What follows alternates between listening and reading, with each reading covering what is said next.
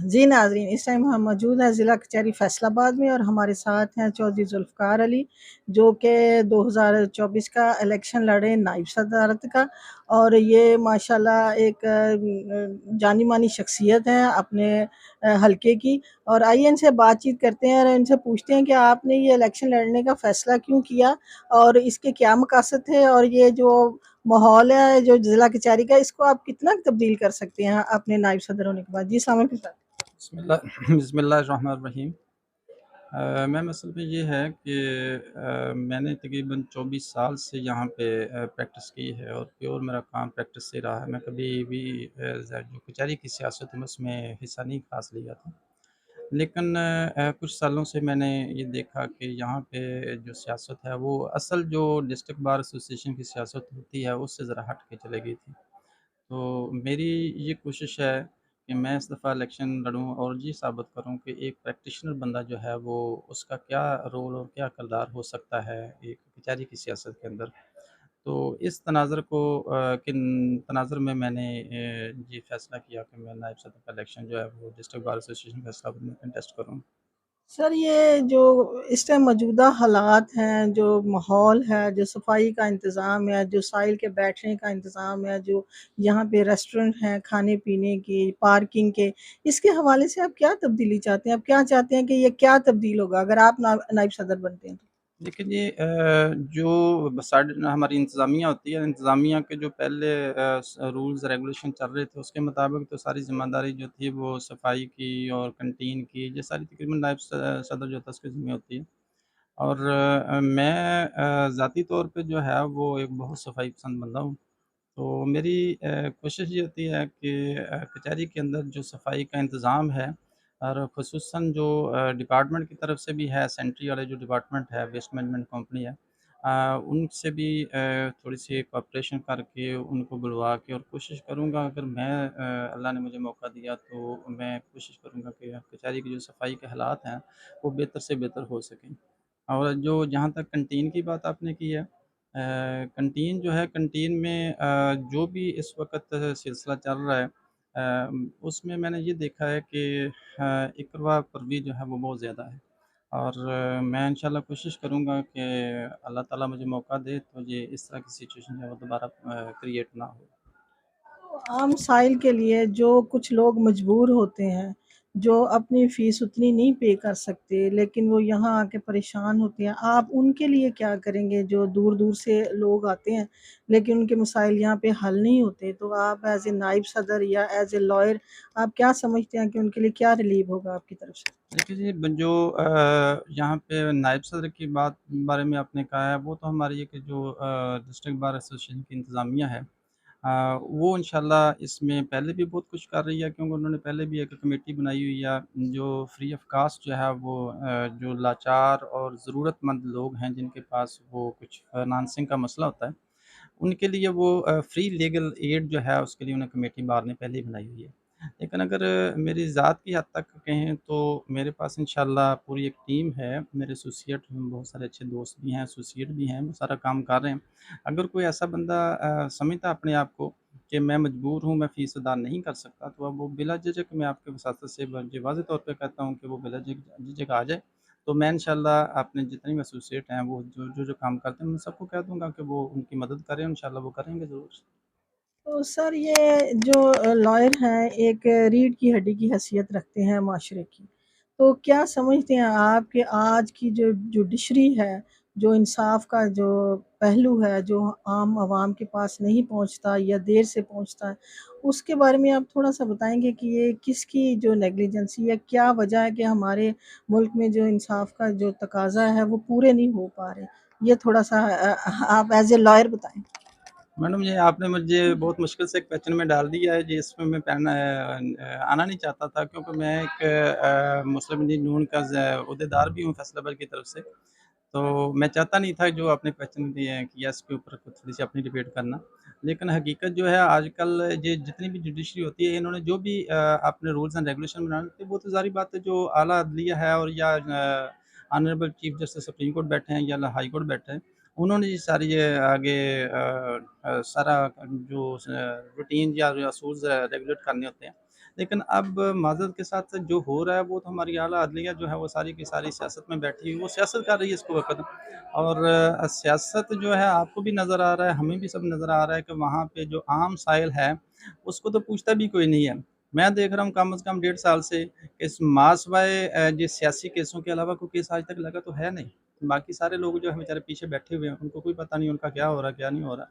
लेकिन जो भी देखो सियासी जो है अदालतें जो है सिर्फ़ सियासतदानों के फ़ैसले कर रहे हैं, उन्हीं के फ़ैसले हो रहे हैं। तो वहाँ पे क्या इंसाफ़ मिलेगा, क्या नहीं मिलेगा? तो उसके अलावा जो आपने साबका जितने भी दौर में जो 2-4 जजेस ऐसे गए हैं, मैं सभी तो नहीं कह सकता, लेकिन 2-4 जजेस ऐसे गए हैं कि जो जिनके किरदार और उनकी जुडिशरी में जो उनका किरदार है, वो सबके सामने आ चुका है। तो अल्लाह ना करे कि ये बार-बार ऐसा ही हो, अगर बार-बार ऐसा ही होगा तो फिर अल्लाह ही हाफ़िज़ है, फिर अल्लाह ताला ही इनको दुरुस्त कर सकता है।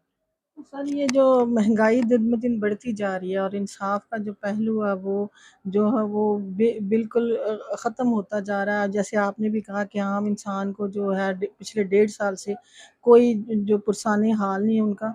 तो आप क्या समझते हैं एज़ ए लॉयर भी और एक कॉमन मैन की हैसियत से कि ये जो महंगाई है या जो ये जो इंसाफ है, ये हमारे माशरे में कितना ज़रूरी है महंगाई को ख़त्म करना? तो आप क्या समझते हैं कि साथ ही बता दीजिएगा कि ये जो इलेक्शंस के दिन आ रहे हैं, तो आपको क्या लगता है कि इलेक्शंस जो हैं अपनी मुकर्ररा मुद्दत में होंगे कि या इसमें कोई तख़ीर का भी आपको अंदेशा है? मैडम जहाँ तक इलेक्शन की बात है जहाँ मेरी ज़ाती अगर इसमें राय पूछें तो मुझे तो उम्मीद है कि इलेक्शन जो है वो इंशाल्लाह वक़्त पर होंगे और आइन की ये मंशा भी है कि ये वक़्त पर होने चाहिए। लेकिन अगर इसके अलावा कोई ऐसे नासाज़गार हालात पैदा होते हैं जिसकी वजह से इलेक्शन कमीशन ये समझता है कि इलेक्शन जो है वो लेट होने चाहिए, तो फिर लेट भी हो सकते हैं। लेकिन अगर कोई पार्टी की तरफ से तो मेरा तो ख़्याल कोई ऐसी सिचुएशन नहीं है कि पार्टी की तरफ से किसी भी पार्टी की तरफ से कोई इलेक्शन डिले करने का कोई इरादा हो। वो ऐसा कोई नज़र नहीं आ रहा। तो मुझे उम्मीद है कि इलेक्शन इंशाल्लाह टाइम पे होंगे। और दूसरी बात जो आपने महँगाई की है, महँगाई के बारे में असल में जो पहले हमारे गवर्नमेंट के जो गवर्नमेंट ऑफ पाकिस्तान हम कह सकते हैं, उनके जो आईएमएफ के साथ मुआहदा हुआ था, असल में वो इन्होंने फुलफ़िल नहीं किया था। मुआहदा बड़ी सख्त शराइत के तहत किया था। उनकी सबसे पहले शराइत ही ये होती थी कि आपने जो जो आप इनको देते हैं रिलैक्सेशन देते हैं वो आपने सब्सिडी जिसको बोलते हैं, वो आपने सब ख़त्म करनी है। अब देखें हमारे तो मुल्क में हर चीज़ जो है तकरीबन सब्सिडी पे चल रही है, जो रोज़मर्रा की चीज़ें हैं ना, वो सब्सिडी पे चल रही हैं। पेट्रोल था उसके ऊपर ₹100 सब्सिडी थी। इसी तरह हर चीज़ जो है चीनी ही लगा लें, खाने-पीने की जितनी चीज़ें लगा लें सबके ऊपर सब्सिडी थी। अब जो इनका जिस मुआहदा था उसमें सबसे पहली शर्त ये थी कि आपने सब्सिडी ख़त्म करनी है और सब्सिडी ख़त्म करते वक़्त पेट्रोल ज़ाहिर बात वो यहाँ 150 चल रहा था, वो 250 चला गया। जब पेट्रोल महँगा होना है, तेल महँगा होना है तो उसका असर हर चीज़ पे पड़ना है। तो फिर इसी तरह हर चीज़ महँगी होती है और हुआ बदकिस्मती से हुआ था कि हमारी उस वक़्त जो मुआहदा करने वाली गवर्नमेंट थी वो चेंज हो गई। गवर्नमेंट चेंज होके दोबारा जो मुस्लिम लीग नून के पास आ गई। मुआहदा या तो गवर्नमेंट ऑफ पाकिस्तान ने किए हुए थे। वो जब पूरे नहीं हुए, फुल नहीं हुए तो आईएमएफ इनके खिलाफ हो गया। तो उसका रिज़ल्ट ये निकला कि जो जितने भी ताजिर लोग थे या इन्वेस्टर लोग थे या कारोबारी हज़रात थे, उनमें थोड़ा-सा तज़ब्ज़ुब पैदा हुआ। उनमें थोड़ा-सा वो जो यकीन था, वो यकीन की फ़ज़ा ख़त्म होने लगी, जिसकी वजह से लोगों ने पैसा इन्वेस्ट करना बंद कर दिया और उसका रिज़ल्ट ये निकला कि महँगाई दिन-ब-दिन बढ़नी शुरू हो गई और कुछ चीज़ें तो ऐसी हैं कि हमारा जो मुआशरा भी एक इस तरह की सिचुएशन की तरफ जा रहा है कि चीज़ जो है वो ₹2 महँगी होती है, लेकिन लोग उसको ₹5 महँगी कर देते हैं। लेकिन होता क्या है कि हमारे यहाँ पे रूल्स तो हैं, लेकिन उनके ऊपर इम्प्लीमेंट नहीं होता। कानून है, उनके ऊपर इम्प्लीमेंटेशन नहीं है। तो जो हमारे मजिस्ट्रेट हज़रात हैं, जिनकी स्पेशल ये ड्यूटी है, वो सिंपल एक फ़ॉर्मेलिटी करने के लिए किसी रोड पे चले गए, 1-2 दुकानदारों को पकड़ा और शाम को फिर वही सिचुएशन हो गई। यानी कि उसके ऊपर कंट्रोल नहीं है। अगर महँगाई के ऊपर कम से कम कंट्रोल हो जाए, तो मैं कहता हूँ महँगाई बहुत सारी कंट्रोल हो सकती है। लेकिन नहीं होती तो सिर्फ़ ये हमारे समझने का अमल-दरामद उसमें नहीं है और हमारे जो आला अफ़सरान हैं, वो इसकी तरफ ध्यान देने की करीब ही नहीं है, वो सोचते भी नहीं इस बारे में, जिस वजह से ज़्यादा जो असर हो रहा है। जी। ये एक लास्ट क्वेश्चन कि आप इलेक्शन लड़ रहे हैं, आप अपने वुकला बरादरी जो हैं मेल फीमेल उनको क्या पैगाम देंगे कि वो आपको वोट दें और किस बेस पे दें? ये थोड़ा-सा पैगाम दे दें ताकि ये हमारे चैनल के थ्रू मैं इंशाल्लाह अपनी वुकला बरादरी से ये तवक्कुह करता हूँ कि वो इंशाल्लाह जिसका भी इंतखाब करेंगे, वो इंशाल्लाह अपने इंतहाई ज़हन से सोच समझ के और जो कैपेबल होगा, जो हकदार होगा उसको ही वोट करेंगे। जहाँ तक मेरी सूरत-ए-हाल है, तो मैं तो एक प्योर प्रैक्टिशनर बंदा हूँ और इंशाअल्लाह अपनी प्रैक्टिस जो है वो 23-24 साल जो है वो एक शराफ़त की ज़िंदगी गुज़ारते हुए की है। सभी इस चीज़ से वाक़िफ़ भी हैं और इसी चीज़ को सामने रखते हुए मैं इंशाअल्लाह सब दोस्तों से ये रिक्वेस्ट भी करूँगा कि वो हमें वोट करें और मैं इंशाअल्लाह अगर अल्लाह ने मुझे मौका दिया, तो उनके इस वोट का जो इंशाअल्लाह जो भी कुछ बनता हुआ मैं उस अपनी इंतज़ामिया में जाके इंशाअल्लाह ज़रूर करूँगा और इंशाअल्लाह मेरे वकला भाई इस बात को महसूस करेंगे कि हमने कुछ वर्क किया है।